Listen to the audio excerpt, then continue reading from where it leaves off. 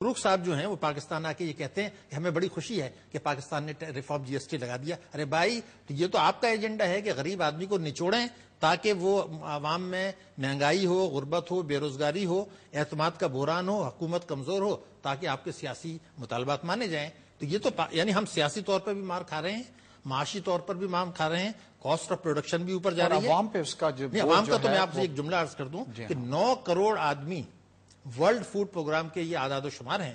9 کروڑ آدمی وہ ہیں جن کو 2 وقت کی روٹی پیٹ بھر کے میسر نہیں ہے. آپ جو آدمی فٹ پاتھ پہ پیدا ہوا 50 سال 60 سال زندہ رہا مر گیا, اس پر بھی ریفارم جی ایس ٹی لگا رہے ہیں اور اربوں روپے کمانے والے تک جاتا ہے. سلطان صاحب دوبارہ آپ کی طرف آتے ہیں. جیسے ہمارے شاہد حسن صدیقی صاحب نے کہا ہے, ہیلری کلنٹن نے بھی کہا تھا, ہالبروک بھی آیا, سب یہ کہہ رہے ہیں کہ پاکستان کا جو امیر طبقہ ہے وہ ٹیکسز نہیں دے رہا. اچھا, ان کی جو کنسرن ہے وہ بجا بھی ہے کہ آپ ہم سے تو پیسے مانگ رہے ہیں اور آپ کا جو امیر ترین طبقہ ہے somehow وہ کنٹریبیوٹ نہیں کر رہا ہے. لک ایٹ دا سیاست دان, ان کے آپ گوشوارے اٹھا کے دیکھیں تو ہارڈلی دے پے اینی ٹیکس. جو ٹیکس پے کر رہے ہیں تو سیلریڈ لوگ کر رہے ہیں, جو انڈسٹریلسٹ ہے بیچارے مینوفیکچررس ہیں وہ کر رہے ہیں مطلب, اور سیاستدان جو بڑے بڑے ہیں اور وڈیرے جو ہیں, جاگیردار جو ہیں, جو پراڈو چلا رہے ہیں, جو لینڈ کروزر چلا رہے ہیں, وہ تو کوئی ٹیکس پے نہیں کر رہے. تو اب یہ ہو گیا ہے کہ ناٹ اونلی ان پاکستان بلکہ باہر کے ممالک کے لوگ بھی جو امداد ہم کو دے رہے ہیں اس سے پہلے they want to make sure کہ جناب آپ کچھ اپنے لوگوں سے بھی تو ٹیکس وصول کریں. تو آپ نہیں سوچتے کہ امیروں کو پاکستان کے اندر آگے آنا چاہیے ایسے وقت کے اوپر اور ٹیکس کے اندر کنٹریبیوشن کرنی چاہیے اور سیاستدانوں کو بھی کرنی چاہیے؟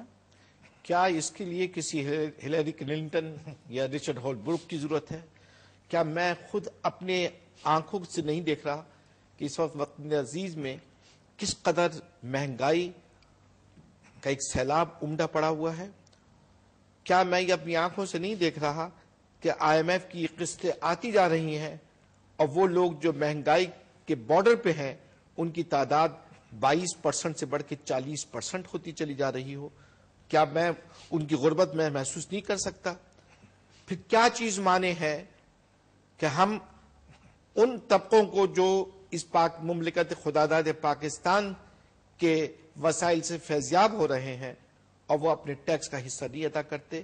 کس نے روکا ہے کہ کوئی آپ سے نہیں کہہ رہا کہ آپ ایگریکلچر کے اوپر ٹیکس لگائیں, لیکن خدا کے واسطے کہ جو انکم چاہے وہ ایگریکلچر سے حاصل ہو رئی ہو یا وہ تجارت سے حاصل ہو رہی ہو, چاہے پروفیشن سے حاصل ہو رہی ہو, وہ 3 لاکھ روپے گئی گزری حالت میں نہیں, 3 لاکھ روپے سالانہ سے زیادہ اگر آپ کی آمدنی ہو, تمام اخراجات کو منہا کر کے آپ یا نہ گھٹا دیجئے, بیج کی قیمت اس میں سے نکال دیجئے, جو آپ فرٹیلائزر استعمال کرتے ہیں اس کو آپ نکال دیجئے, اس کے بعد جو آپ کو نیٹ آمدنی ہوتی ہے اس پہ آپ اسی انداز سے ٹیکس ادا کر دیجئے جس انداز سے دوسرے. تو آپ اس دنیا کے آگے جو کشکول لے کے چل رہے ہیں آپ اس سے بے نیاز ہو جائیں گے, اور آپ کو نہ کسی آئی ایم ایف کی ضرورت ہوگی, نہ کسی فرینڈز آف ڈیموکریٹک پاکستان کی ضرورت ہوگی. آپ خود اپنے وسائل سے وہ ٹیکسز, وہ ریونیو جنریٹ کر رہے ہوں گے جس سے مملکت کا کاروبار چل سکے.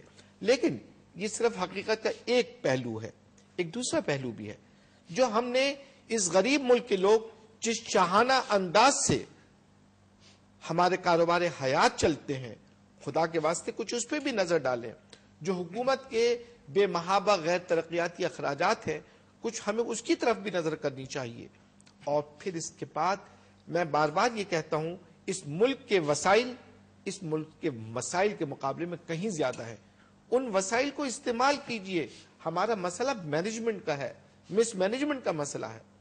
ورنہ اس ملک کے 23 ملین ٹن آپ گندم پیدا کرتے ہیں, آپ کا کوئی اس 23 ملین کے ساتھ آپ بھوکے نہیں مر سکتے. دنیا کی چاروں طرف سے آپ پہ امداد کے دروازے بند کر دیں پھر بھی آپ اتنا غلہ اگاتے ہیں کہ ہر شہری کو میسر آ جائے. اتنی کپاس آپ اگاتے ہیں اور اتنی آپ کے پاس ٹیکسٹائل کی انڈسٹری ہے کہ کوئی شخص 2 جوڑے کپڑے سے محروم نہیں رہے گا. آپ کہہ رہے تھے it's just a question of mismanagement جو ہے اس کی وجہ سے تمام ہو رہا ہے. ناظرین اس کے ساتھ ایک چھوٹے سے بریک کی طرف ہمارے ساتھ رہیے گا.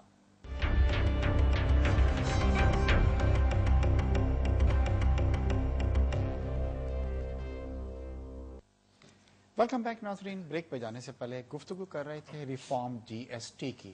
جو کہ کابینہ نے جس کی بل کی جو ہے منظوری دے دی ہے، اور آج ہمارے ماہرین جو ہے وہ یہ کہہ رہے ہیں کہ اگر ایسا ہوتا ہے تو اس سے خاص طور پہ وہ لوگ جو زیادہ ٹیکس پے کر رہے ہیں ان پہ بہت زیادہ اثر پڑے گا اور مہنگائی کے اندر اضافہ ہوگا۔ شاہد صاحب، آپ ہمیشہ بڑے آپ کرٹیسائز کرتے رہے ہیں آئی ایم ایف کو۔ آئی ایم ایف جناب یہ تو حکومت کو ڈکٹیٹ کراتی رہتی ہے کہ الیکٹریسٹی کے پرائس جناب اتنے بڑھ جانے چاہیے، وہ یہ بھی کہتی رہتی ہے کہ جناب آپ نے دوسری چیزوں کے پرائس اتنے بڑھا دیں، اتنے ٹیکسز اور لگا دیں، ریفارم جی ایس ٹی بھی انہی کا۔ حکومت یہ کہہ رہی ہے کہ جناب ہم کیا کریں، ہمارے پاس تو آئی ایم ایف نے کبھی حکومت میں یہ دباؤ نہیں ڈالا ہے کہ یہ جو ہمارے جیسے سلطان چاولہ صاحب نے کہا کہ اربوں کی انکم ہو رہی ہے، ہماری جو پرائز جو ہیں مطلب اتنے زیادہ سپورٹ پرائز ہم نے بڑھا دی ہیں، اس سے ان پہ کبھی آئی ایم ایف نے کہا کہ جو اس کے اوپر بھی، کیونکہ دوسرے کنٹریز کے اندر any income, we are not talking about agriculture پہ، no again we are talking about any income جو آ رہی ہے اس کے اوپر، تو کبھی آئی ایم ایف نے یہ کیوں نے ڈکٹیٹ کرایا؟ شاہد صاحب، اس سے پہلے کہ میں آپ کو انٹرپٹ کروں، ہمارے ساتھ ایسے منیر صاحب ہیں، ذرا ان سے ہم ایک سوال کر لیں، اس کے بعد پھر میں آپ کی طرف آتا ہوں۔ السلام علیکم منیر صاحب۔ منیر صاحب، ایک تو آپ کو مس کر رہے ہیں، آج ہم نے آپ کو پروگرام میں بلایا تھا مگر آپ کی مصروفیات تھیں، آج ہم ڈسکس کر رہے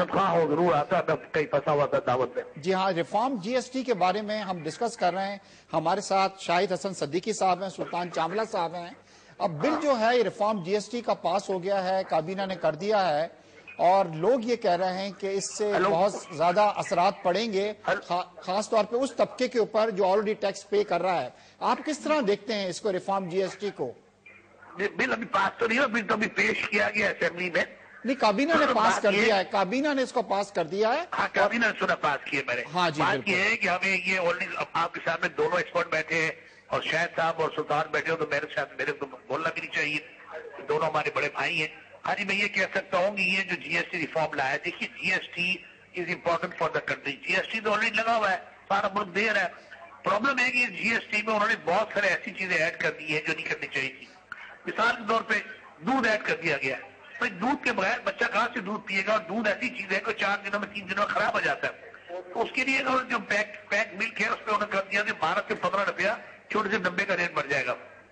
نمبر 2، ہماری 5 صنعتیں ایسی ہیں جن کو انہوں نے 0 ریٹڈ کیا ہوا تھا، ٹیکسٹائل ہے، سرجیکل ہے، کارپیٹ ہے، لیدر ہے، اب اس کو سب کو پھر سے گھسیٹ دیا ہے، اور کہتے ہی ہیں کہ ہم آپ کو 6 ہفتے میں چیک دے دیں گے۔ اور مجھے یہ بھی کہا گیا کہ مجھے خود چیئرمین ایف ڈی آر نے کہا ہم آپ کو 24 گھنٹے میں چیک دے دیں گے۔